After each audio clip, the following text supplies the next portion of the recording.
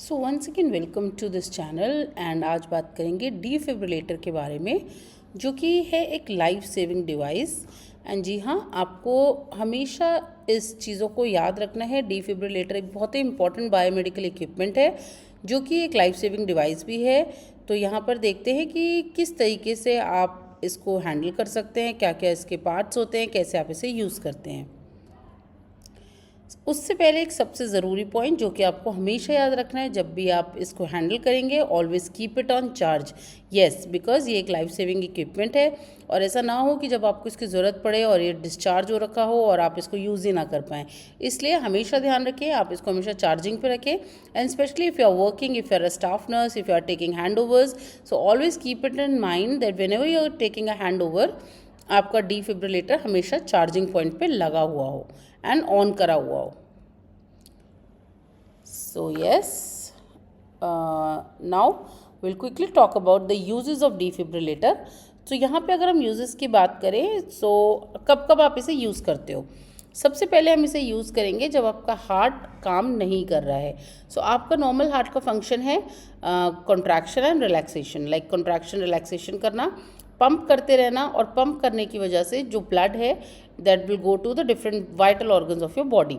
But जब आपका heart अच्छे से काम नहीं कर रहा होता, उस टाइम पे हम डीफिब को यूज़ कर सकते हैं। दूसरा यूज़ है whenever there is any kind of disarrhythmias और arrhythmias happen in your heart, उस समय पे भी आप इसको यूज़ कर सकते हैं। अब अगर आप बात करोगे कि अरिथमियाज डिसअरिथमियाज क्या हैं, तो वो कोई भी एबनॉर्मल हार्ट रिदम आपकी, जैसे कि आपकी वेंट्रिकुलर टैकीकार्डिया हो गया, वेंट्रिकुलर फिब्रिलेशन हो गया, आर्टीरियल फ्लैटर हो गया, आर्टीरियल फिब्रिलेशन हो गया, ऐसी कोई भी एबनॉर्मल रिदम जो कि नॉर्मल नहीं है, तो उस कंडीशन में आप डीफेब को यूज़ कर सकते हैं। इसके अलावा आप डीफेब को यूज़ कर सकते हैं जब आपको पेशेंट की पेसिंग करनी होती है। और एक बहुत इंपॉर्टेंट यूज़ है इसका कार्डियोवर्जन। तो जानते हैं एक एक करके ये सब चीज़ें क्या होती हैं। इससे पहले बात करते हैं दो टाइप के डिफिब्रिलेटर की।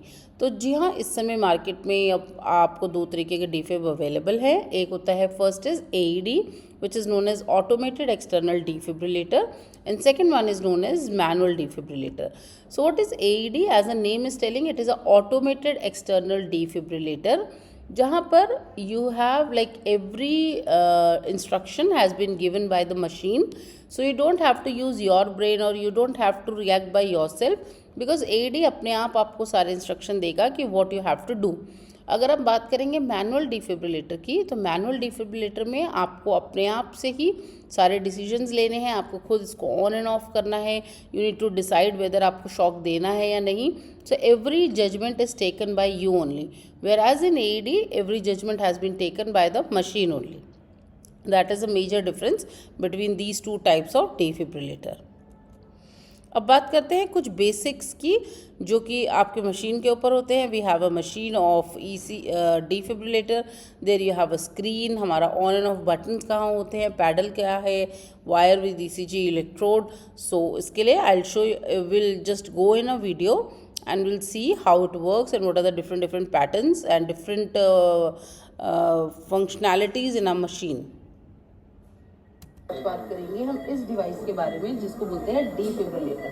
तो जी आप यहाँ पर देख सकते हैं, ये है डिफिब्रिलेटर और ये है मैकेनिकल डिफिब्रिलेटर, जिसको आप यूज़ कर सकते हो इसके डिफरेंट बटन्स के द्वारा। तो आज हम बात करेंगे इसको आप कैसे यूज़ करते हो, कैसे इसमें ऑन एंड ऑफ करा जाता है। तो ये एक डिफिब्रिलेटर है जिसमें डिफरेंट नॉब्स दिए हुए हैं। यहाँ पर अगर आप बात करो तो ये इसके पैडल्स होते हैं। तो आप देखो कि ये एडल्ट पैड है और इसको लगाते कैसे है, the right one below the clavicle और जो लेफ्ट वाला है वो एपेक्स ऑफ हार्ट पे। सो अगर बाई चांस आप भूल जाते हो तो आप यहाँ पर देखोगे इसमें डायग्राम भी बना हुआ है। सो ये आपको इस तरीके से लगाना है, लेफ्ट वाला at the apex of heart और राइट वाला बिलो द क्लेविकल। ये वाला जो पैड होता है ये आप एडल्ट के लिए यूज़ करते हो, और अगर आपका body weight less than 10 kg है तो आप ये पैड को यूज़ करोगे। तो आपको हमेशा ध्यान रखना है पेशेंट का बॉडी वेट कितना है। ये डिटैचेबल पैड्स होते हैं, यहाँ से आप अटैच एंड डिटैच कर सकते हो। तो these are the paddles of defibrillator.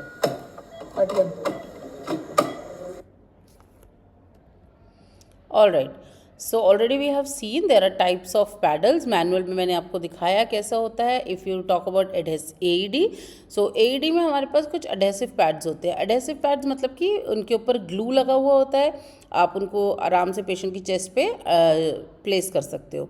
Size always very करता है एडल्ट एंड पीडियाट्रिक के लिए.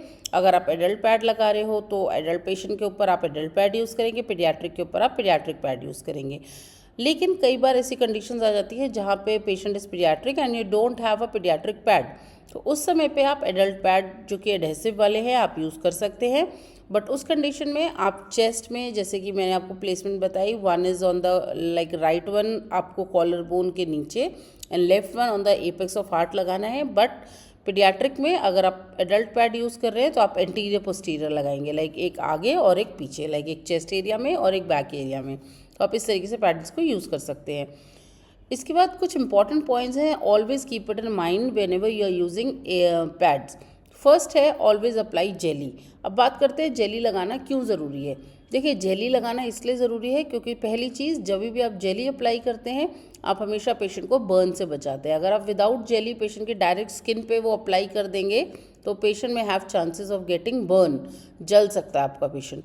इसके अलावा जेली इसलिए भी लगानी ज़रूरी है क्योंकि jelly is a good conduction of electricity. तो जो भी आप इलेक्ट्रिक शॉक पास कर रहे हो तो वो जल्दी से आपकी पूरी बॉडी में जाके फैलेगा और आपको एक like equal distribution of electricity वो करेगा. दूसरा है, अगर चेस्ट बहुत ज़्यादा हेयरी है, आपको पेशेंट के चेस्ट पे बहुत ज़्यादा बाल हैं, बहुत ज़्यादा हेयरी है, तो डायरेक्टली आपको कभी भी पैड अप्लाई नहीं करना है, स्पेशली अगर आप AED अप्लाई कर रहे हो. So always try to remove the hairs first and then apply the pads. अगर पेशेंट के चेस्ट पे बहुत ज़्यादा स्वेट है या फिर पानी है, सो ऑलवेज आपको ड्राई करना है चेस्ट को and then only you need to apply the pads. So these are some of the points जो आपको ध्यान रखने हैं. इसको आप यूज़ कैसे करते हो, तो यहाँ से आपका मॉनिटर बटन है, तो आप जैसे ही इस मॉनिटर बटन पे जाते हो ये ऑन हो जाता है. यहाँ पे आपको दिख रहा है लीड. सबसे पहले आपको यहाँ से लीड सेलेक्ट करना है, तो आपको ध्यान रखना हमेशा लीड 2 सेलेक्ट करें. जैसे कि आप देखोगे यहाँ पे डिफरेंट लीड्स हैं, तो आपको हमेशा लीड 2 सेलेक्ट करना है और इनको पेशेंट के चेस्ट पे लगाना है. दीज आर द इलेक्ट्रोड्स जो पेशेंट के चेस्ट पे लगाए जाते हैं. The red one is for right side, तो आप R से याद रख सकते हो, रेड एंड राइट. एंड ये जो दोनों प्रोब्स हैं ये पेशेंट के लेफ्ट साइड पे लगाई जाएंगे. तो अगर आप भूल जाते हो तो आप यहाँ पे देख रहे हो ये एक डायग्राम बना हुआ है. The right one, the red one on the right side, yellow on the left and green is also on the left side. तो इस तरीके से आप ये पेशेंट की इलेक्ट्रोड्स उसके लगाएंगे और यहाँ पे लीड सेलेक्ट करेंगे. लीड सेलेक्ट करने के बाद इसका फर्स्ट बटन आता है इसको ऑन करना. तो जैसे ही आपने इसे ऑन करा आपको कुछ ये प्रीफेस इस स्क्रीन के ऊपर नजर आएगा. अब सबसे पहले हम बात करते हैं आप शॉक कैसे डिलीवर करते हैं. ओके, सो अब बात करते हैं क्विकली फंक्शंस के बारे में. तो पहला फंक्शन है शॉक डिलीवरेंस, सेकंड फंक्शन है पेसिंग एंड थर्ड फंक्शन है सिंक्रोनाइज कार्डियोवर्जन.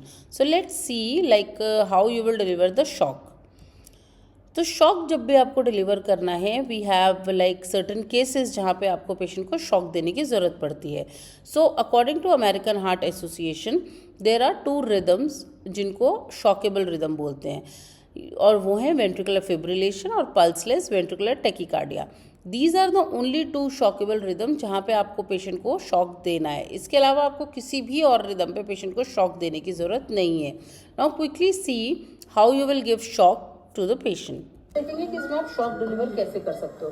तो सपोज अगर मुझे ऑर्डर मिला है 200 जूल पे आपको एनर्जी डिलीवर करनी है, तो सबसे पहले you need to select it up to 200.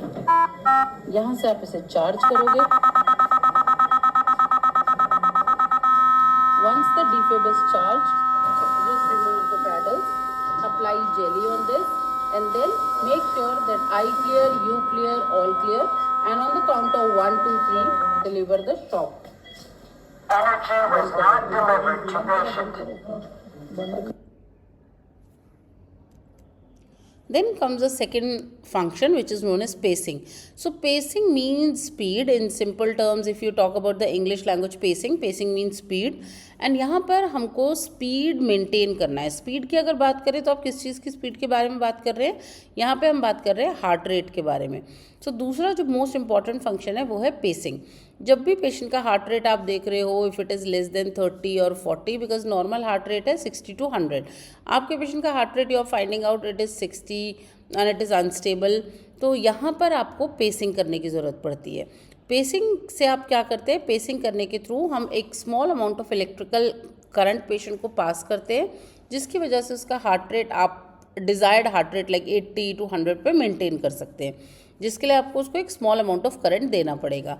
अब ये करंट देने के लिए आप इन नॉर्मल पैड जो मैनुअल डीफिब के पैडल्स हैं उनसे नहीं दे सकते, इसके लिए आपको एडी वाले पैडल्स इस पर अटैच करने पड़ते हैं।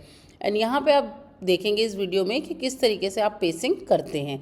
सो हमेशा याद रखना है, जब भी heart rate like patient is in bradycardia and unstable bradycardia है मोस्ट प्रोबेबली, एंड पेशेंट का heart rate is dropping, so in that condition you can go for pacing.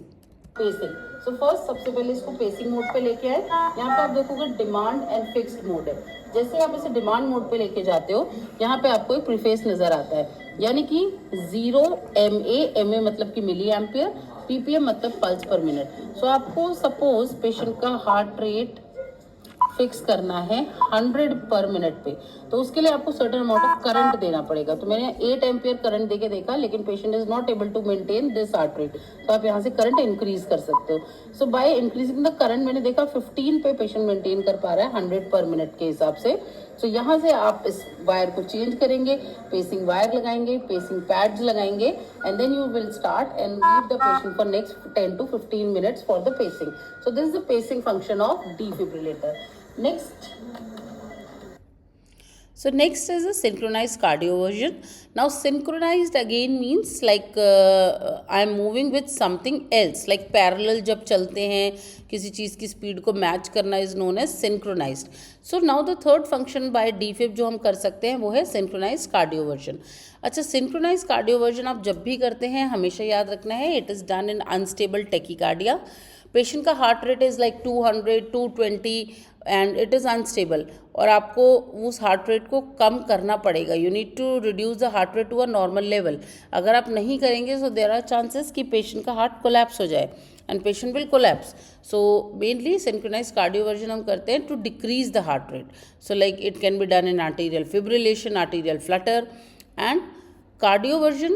Y it is written R wave synchronization, because जब भी आप cardioversion करेंगे हमेशा आपको 20 seconds के लिए इन पैडल्स को पेशेंट की चेस्ट पे होल्ड करना है।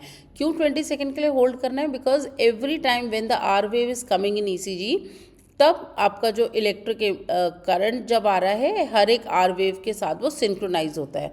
तो इसलिए बहुत ज़रूरी है कि आप उसको 20 सेकेंड तक होल्ड करें, क्योंकि जब आप शॉक देते हो तब आप शॉक 1 2 3 के काउंट पे देते हैं and then we are removing the pads.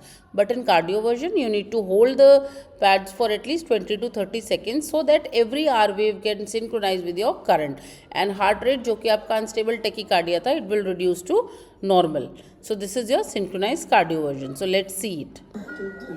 So next बात करते हैं कार्डियोवर्जन के बारे में। तो जी हाँ, आप इस डिफिब्रिलेटर से कार्डियोवर्जन भी कर सकते हैं। कार्डियोवर्जन हम करते हैं जब आपका हार्ट रेट बहुत ज़्यादा इंक्रीज है, फॉर एग्जांपल इट इज़ 240 220, तो आपको जरूरत है कार्डियोवर्जन करने की। Again the step remains the same. आप इसे ऑन करोगे, यह पेशेंट की चेस्ट पे प्लेस करोगे, ये सारे लीड्स आप यहाँ से लीड सेलेक्ट करोगे and then you will do cardioversion. जब भी कार्डियोवर्जन करेंगे always remember it is always on less than 200 joule. तो सपोज मैं 100 पे कार्डियोवर्जन करने वाली हूँ, आप सबसे पहले 100 सेलेक्ट करेंगे, सिंक बटन ऑन करेंगे एंड चार्ज करेंगे। जैसे ये चार्ज होगा अगेन आप इसमें जेली अप्लाई करो एंड पेशेंट के ऊपर फॉर 20 सेकेंड्स आपको इसको होल्ड करना है। What is the reason for holding it for 20 seconds? Because already I have told you the reason 20 seconds तक क्यों होल्ड करना है। नेक्स्ट बहुत ज़रूरी बात करते हैं 3 C's ऑफ कार्डियोवर्जन की, बिकॉज जब भी कार्डियोवर्जन करते हैं पेशेंट आपके पास जब आएगा, patient is conscious oriented, because heart rate बहुत बढ़ा हुआ है लेकिन पेशेंट कॉन्शियस है, ओरिएंटेड है, उसे पता है कि आप उसके साथ क्या करने वाले हैं। तो इसलिए हमेशा पेशेंट के साथ आप 3 C's फॉलो करें। The first C is for consent. Patient से हमेशा आप एक कंसेंट लें, जो कि आप पेशेंट को verbal as well as written consent लेना ज़रूरी है, जहाँ पे हम पेशेंट को इन्फॉर्म करते हैं कि we are going to give a electric shock to you. लेकिन कभी भी पेशेंट को आप ये नहीं बोलेंगे कि इलेक्ट्रिक शॉक दे रहे हैं। Always tell your patient that we are going to give you a electrical therapy, जिससे कि आप, क्योंकि ऑब्वियस है अगर हम किसी को भी ये बात बोल रहे हैं कि शॉक दे रहे हैं तो nobody is going to take that shock. तो आप पेशेंट को हमेशा समझाते हैं कि हम आपको इलेक्ट्रिकल थेरेपी दे रहे हैं जिससे कि आपका हार्ट रेट रिड्यूस करेंगे। दूसरा बहुत इंपॉर्टेंट सी है comatose. So that means you need to sedate your patient so that जो भी आप उसे इलेक्ट्रिक करंट दे रहे हो उसका इतना ज़्यादा इफेक्ट उसको फील ना हो। एंड थर्ड है crash cart. So always keep your crash cart ready, because there are times जहाँ पे पेशेंट कोलैप्स हो जाते हैं और आपको पेशेंट का BLS करना पड़ता है followed by ACLS।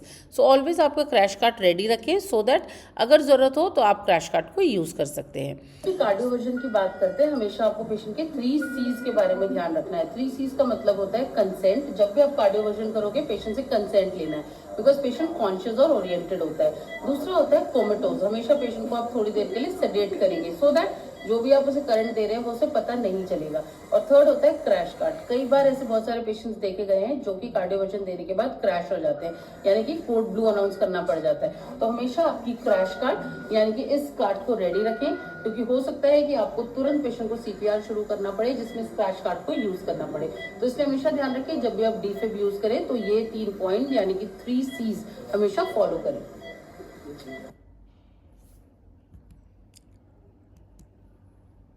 So that's all for this video and I think everything is clear।